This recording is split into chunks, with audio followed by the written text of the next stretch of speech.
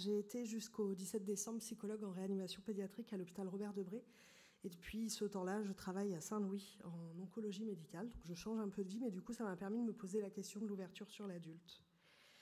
Donc rapidement, la réanimation pédiatrique de Robert Debré, 12 lits de réa, 8 lits d'USC, 1200 admissions, voilà. Et on a à peu près une quarantaine de décès par an, dont des réanimations cardiopulmonaires dans le lot.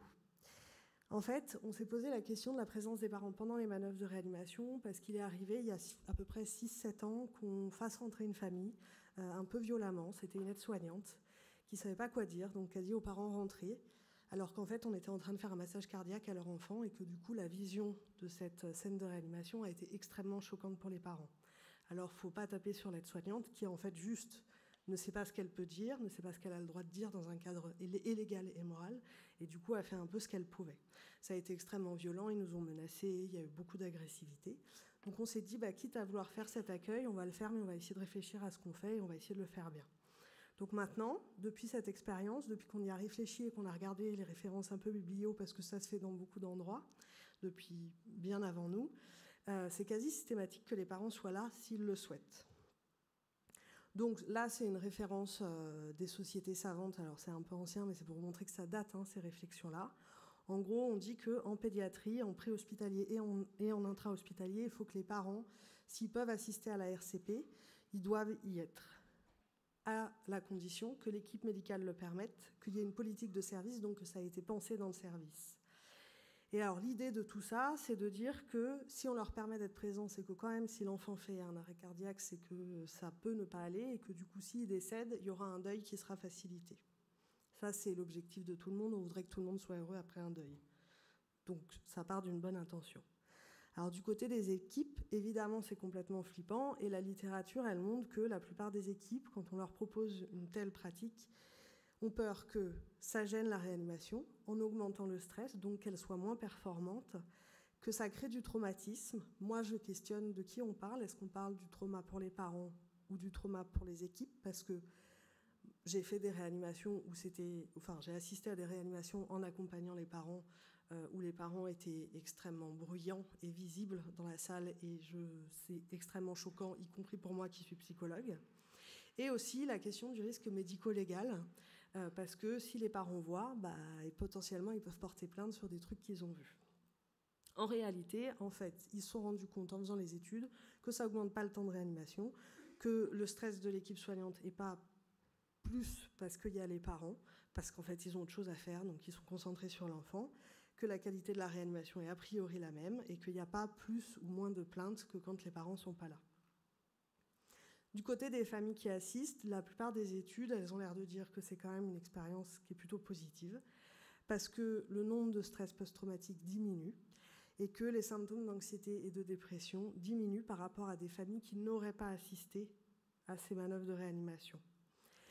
Et d'autres études ont montré que ce qu'elles verbalisent à l'issue de ça, c'est pour certains que la réanimation a été trop loin, et pour d'autres que quand même ils ont pu voir ce qu'on avait fait et que ces efforts les avaient beaucoup impressionnés. Donc l'idée c'est de faciliter leur processus de deuil, parce que en fait, moi je suis psychologue j'ai fait 10 ans de réanimation, donc des deuils j'en ai vu pas mal, et en fait un des ancrages du stress post-trauma et un des ancrages du deuil pathologique, c'est le fait, de ce que je comprends, qu'en fait il n'y ait pas de maîtrise sur ce qui s'est passé, qu'on ne comprenne pas. Qu'on n'ait pas vu, qu'on n'ait pas pu voir l'évolution de l'enfant qui s'est dégradé, du parent qui part chez lui le soir, je milite aussi pour l'ouverture 24 heures sur 24, et qu'on appelle à 5 heures du matin en disant là il se dégrade, il faut venir très très vite, qui arrive et qui trouve son enfant mort. Il n'y a aucune maîtrise, il n'y a aucune compréhension et c'est insupportable pour ces familles-là. Néanmoins, je dirais quand même que dans cette recherche, moi je trouve qu'il y a pas mal de biais parce que, la notion du deuil pathologique, il y a une échelle qui existe qui est hyper intéressante et qui est très utile pour évaluer ça, mais si vous regardez le DSM-5, à l'heure actuelle, un deuil pathologique, c'est au-delà de 15 jours de symptômes persistants. Autant vous dire que chez l'enfant, ces symptômes-là, ils sont très longs, beaucoup plus que 15 jours. Mais ce dont on est sûr, c'est que ça ne change pas la pratique des soignants. Donc mon expérience personnelle, elle me fait vous donner juste quelques recommandations si vous voulez faire ça. Si on veut faire ça, il faut qu'on soit vraiment engagé dans ce processus-là. Il faut qu'un membre du personnel soit totalement détaché pour la famille. 2 journées, c'est simple. Quand il y a la psychologue et qu'elle est d'accord pour le faire, moi je le faisais, je restais avec la famille. En fait, j'explique des choses très simples. D'ailleurs, autant vous dire que j'ai fait, une des premières fois où j'ai fait ça, la réanimation a duré 6 heures parce qu'on a essayé de poser une ECMO et j'ai dû dire 3 phrases aux parents. Donc en fait, il n'y a pas grand-chose à dire, hein. Ce qu'ils vivent est terrible. Mais il faut essayer de mettre un petit peu des mots parce que parfois, il y a des choses qui interpellent, qui angoissent, qui peuvent susciter du traumatisme. Donc quand on prépare la sonde d'intubation, dire aux parents, en fait, c'est un tube pour l'aider à respirer. Dès que les médecins auront fini, ils vont se poser avec vous, ils vont vous expliquer tout ce qui s'est passé. C'est ça qu'ils ont besoin d'entendre. Parfois, ils vous posent des questions sur la douleur aussi, donc c'est important de leur dire, vous inquiétez pas, dès qu'ils ont pu, ils l'ont sédaté, ils ont fait en sorte qu'ils soient confortables et qu'ils ne ressentent pas ce qui se passe. Voilà. Mais c'est important de vraiment pouvoir participer à ça, d'être présent et d'avoir des explications. Je le dis parce qu'on a refait la réa et avant, c'était une réa, vous savez, où tout était vitré, il y avait un couloir tout autour où on pouvait voir, et il y avait des parents qui assistaient et qui étaient traumatisés par ce qu'ils voyaient, parce qu'en fait, personne ne leur parlait. Et juste, ils regardaient un truc, en plus, ils n'entendaient rien, ils avaient juste des images hyper violentes. Et le choix doit toujours être laissé, ça c'est une des conditions qui est décrite par toute la littérature, aux parents de rester ou de partir. Et moi, je rajoute à cette littérature, il faut leur demander à chacun, il faut leur redemander régulièrement pendant la réa. C'est-à-dire que parfois, si un des deux a envie de dire « moi je vais peut-être partir », si l'autre dit « non, on reste », celui qui voulait partir va dire « bon ok, on reste ». Donc c'est important de dire d'abord au papa, ensuite à la maman. Et c'est important de leur reposer la question parce que parfois ils en ont assez vu, mais ils n'osent pas dire que c'est trop. Donc pour les familles, moi je suis convaincue que c'est quelque chose de positif, que ça a été un gros progrès dans notre service et que ça leur a été bénéfique. J'ai l'impression que les plaintes et la souffrance, elles venaient des familles qui n'étaient pas là et qui ont juste entendu un récit de ce qui s'était passé. Mais je pense que si vous le faites, il faut vraiment le faire en dédiant un personnel et en plus, il faut le former. Parce que la nuit, c'est souvent les aides-soignantes, les auxiliaires qui se retrouvent à faire ça, qui sont super, mais qui sont très angoissés et le but, c'est pas de paniquer les collègues. Et ils me disent, moi je ne sais pas ce que je dois leur dire parce que je n'ai pas le droit de donner des informations. Il y a quand même un truc sur les informations médicales qu'on peut donner. Moi je n'ai pas le droit de donner d'informations et pourtant je peux leur parler. Comment est-ce qu'on peut les rassurer ? Ok, parce qu'en fait on envisage de les rassurer alors que leur enfant fait un arrêt cardiaque. Est-ce que c'est vraiment quelque chose qu'on peut imaginer possible ? Et s'ils demandent si l'enfant va mourir, qu'est-ce que je dis ?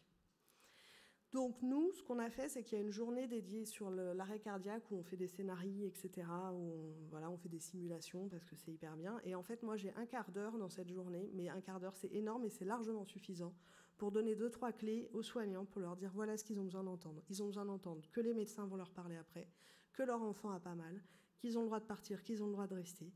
Et dès qu'ils vous posent des questions un petit peu délicates, il faut leur dire je suis désolée, je ne peux pas répondre à cette question, j'en sais rien, je ne suis pas médecin. Alors, c'est facile pour nous, du coup, de dire je ne suis pas médecin, donc je préfère pas vous dire de bêtises, mais le médecin va vous parler juste après.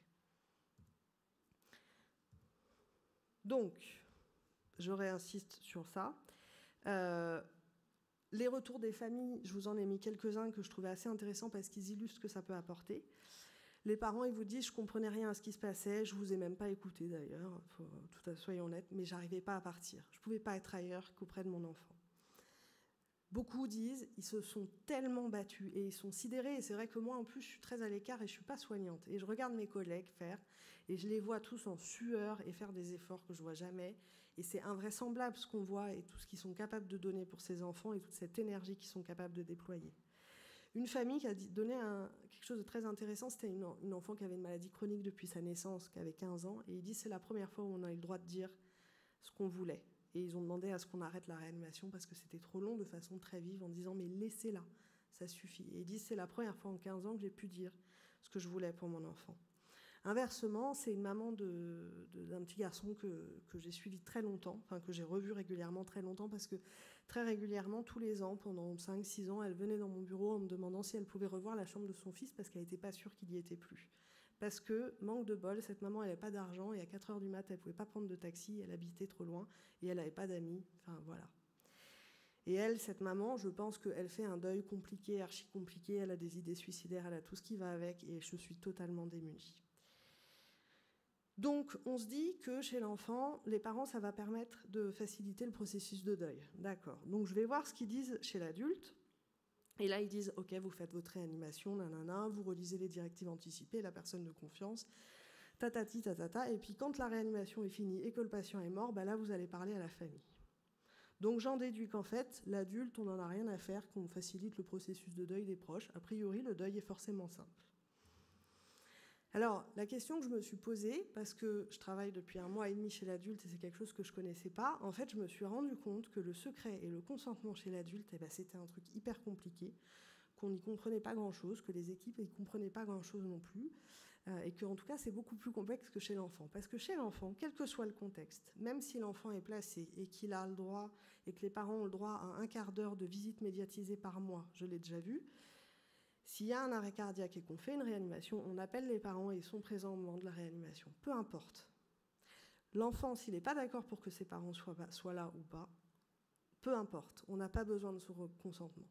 Mais chez l'adulte, c'est quand même 2 énormes difficultés. C'est que, 1, est-ce que le patient qu'on réanime, il est d'accord pour ça? Est-ce qu'il a envie qu'on assiste à une réanimation? Et si c'est le cas, qui c'est qu'il a envie de voir là? Parce que là, j'ai un monsieur qui a un cancer, bon, je suis en oncologie, c'est normal. Sa personne de confiance, c'est son fils. Il a une petite amie qui n'est pas vraiment officielle, mais qui est tout le temps là, et c'est avec elle qu'il prend toutes les décisions médicales. Et là, j'ai regardé ce monsieur, je me suis dit, mince, ce mec, s'il va en réa, qu'il a un arrêt cardiaque, qu'on le réanime, qui c'est qu'il a envie de voir, son fils ou sa nana, qui n'est pas censé être sa nana? C'est quand même la grosse question qui est extrêmement complexe et qu'il faut vraiment se poser. Et je pense que si on s'engage là-dedans, il y aura des parti pris à prendre, et il y aura des risques à prendre chez l'adulte parce qu'il faudra prendre le choix de peut-être prendre un risque et de passer au-delà du consentement du patient parce que s'il survit, il pourra se plaindre de ça. Mais qu'en tout cas, ça sera quelque chose à réfléchir très très vite. Il faut quand même se poser la question de est-ce qu'on peut exposer le patient à ça? Est-ce qu'on peut dire au patient qui rentre en réanimation, alors potentiellement vous allez faire un arrêt cardiaque, vous voulez voir qui dans la pièce? Sachez que c'est limité à 3 personnes. Voilà, vous avez le choix, ils sont 20 à vous visiter tous les jours. C'est vous, vous cochez les gens et puis on choisira. C'est quand même extrêmement difficile, donc je pense que ça sera un véritable engagement de la part des équipes de l'adulte. Et en tout cas, sincèrement, expérimentez-le parce que c'est vraiment riche et c'est vraiment, je trouve, très bénéfique pour tout le monde. Et je vous remercie de votre attention.